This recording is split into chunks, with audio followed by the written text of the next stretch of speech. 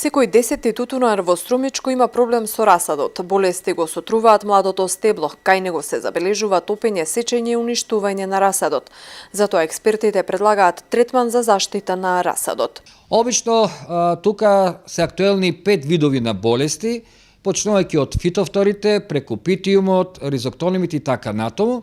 И затоа е потребно да се изврши комбинација од два препарата кои што успешно служат за уништување на болеста, односно спречување на топењето на самиот расад.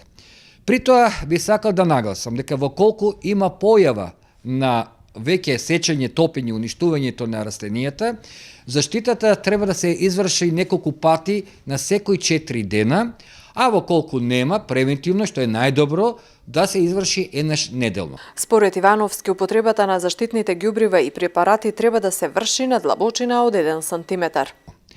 Исто така, при третирањето, кој што обично треба да е околу 16 часот, затоа што знаем дека 1 час веќе сме понапред, треба да се навлажи површината на расадот, односно на почвата, во длабочина до 1 сантиметар, затоа што и овие болести се наоѓаат на оваа длабочина.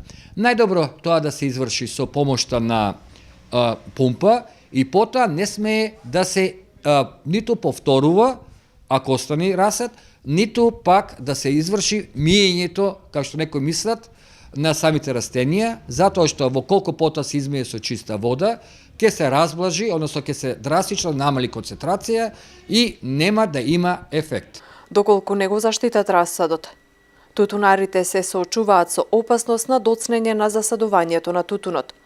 Со тоа би се задоцнила сезоната на садење и до 1 месец, со што би се уништил и квалитетот на тутунот. Во најголема опасност е горните берби, кои се и најквалитетни и кои може лошо да реагираат, доколку се берат подоцна од досегашниот термин.